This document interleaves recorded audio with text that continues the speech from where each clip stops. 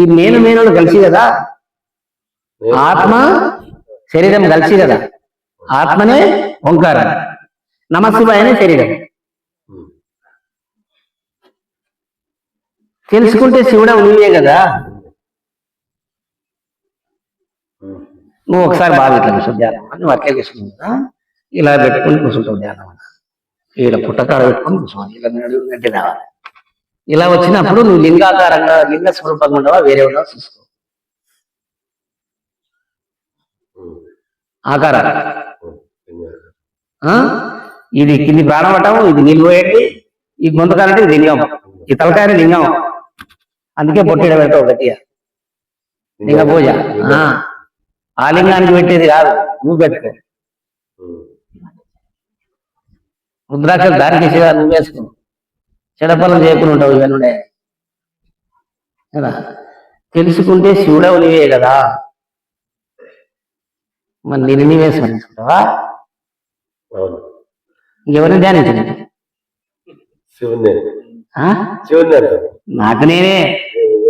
అందుకే జగములన్నీ నావే, జగదీశుడని నేను లేక జగం నిలవదు కదా. నాటకంగా నేను నా జాడ తెలియదు.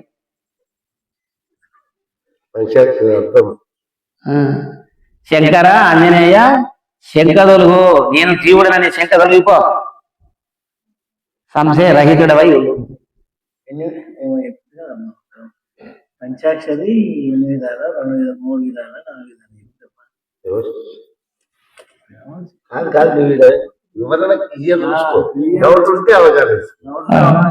పంచాక్షరి అంటే భూము ఆటోమేటిక్ నేను. పంచాక్షరి 5 పంచభూతాలతో వచ్చిన అక్షరాలు. ఆ అక్షరాలు ఏమి దేహం. దేహం ఎక్కడ అంటే అర్థం, పంచాక్షరి అర్థం శివాయ అన్ని అక్షరాల గురించి నువ్వు అన్ని అక్షరాలు 5 భూతాలకు 5 అక్షరాలు ఒక్కటి. రాముడు ఇక్కడ మంత్రము, మంత్రార్థము, మంత్రరహస్యం. ఏ మంత్రం అన్నా చెప్పించుకో, ఏ గురువు ఏదైనా చెప్పాలి, అది చెప్పించుకోవాలి. మంత్రమే వరకే చెప్తే అర్థమే ఎవరు చెప్పాలి? అర్థం లేదు చదువు వ్యక్తమే కదా. షోడాక్షరి చెప్పు, ద్వాదశాక్షరి చెప్పు, అష్టాక్షరి చెప్పు, గాయత్రి చెప్పు, ఏదైనా చెప్పు. అర్థము అడిగి తెలుసుకునే స్థితి శిష్యునికి ఉండాలి, ఆయనకు చెప్పాలి. వాళ్ళు చెప్తారు కానీ అడిగి జీర్ణించుకునే లెక్క రావాలి. శోధన చేసి అడగాలి, అభ్యాసంతో బోధ అడగాలి. మనం అభ్యాసం చేయకుండా బోధ అడిగితే వాళ్ళు చెప్తారేమో కానీ చూడాలి.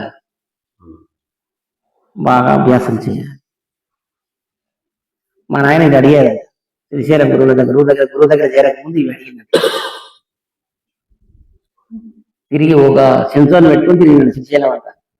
మా గురువు గారు ఎంత శోధన చేసిండో ఆయన గురువు కోసం. అక్కడైనా మహాత్ములు దొరుకుతారేమో. శ్రీశైలంలో మహాయోగులు తపస్వీకుల స్థలం కదా అది, మహాపురుషులు ఎవరైనా ఉన్నారేమని ఒక ఆయన అడిగి పెట్టుకొని తిరిగితే 3000 జీతం ఇచ్చి ఒక్క దగ్గర దొరికినట్టు. ఆయన కొండ శిలువులు ఇట్లా చెట్ల మీద పడినాయంట, పోతుంటే ఇట్లా తాగుతున్నాయంట. ఇది చూస్తురంట ఎట్లా పోవాలి, ఏమనం రానిదైనా ఇంకా అట్లే పోయిందంట. విచారిస్తే ఆయన దగ్గర కొంచెం బాగా మరి మీకు తెలిసిన వాడు ఇక్కడ వెళ్ళిపోతున్న స్వామి అని అంటే, ఏదో నాయన నిన్నటి విషయాలు వినవాడకుండా ఉంటాయి, వినవాడకుండా ఉంటాయి, రోజు రోజుకు మార్చిపోతాయని ఇక్కడ వచ్చి ఉన్నా. ఎంత ప్రశాంతంగా ఉంది, ఇబ్బంది లేదు.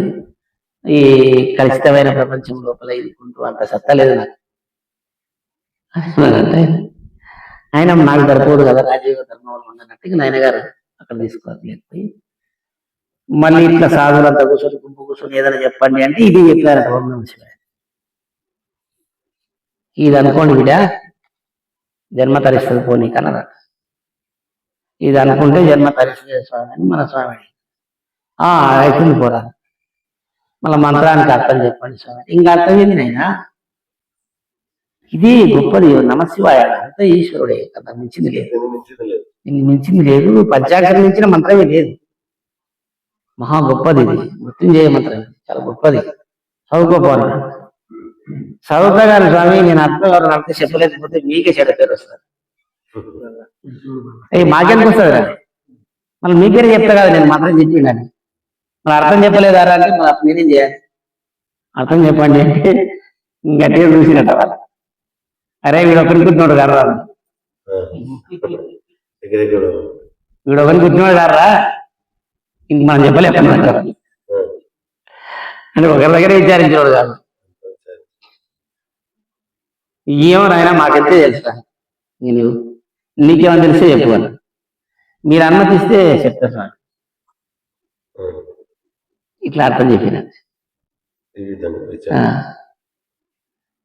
తెలుసుకుంటే శివుడు మీరే కదా అట్లా విచారించుకోవాలి సర్వం లింగమయం లింగ మధ్య జగత్సర్వం స్థితం దేవం అవ్యయం మొత్తం లింగమయమే మొత్తం అంటే లింగ స్వరూపమే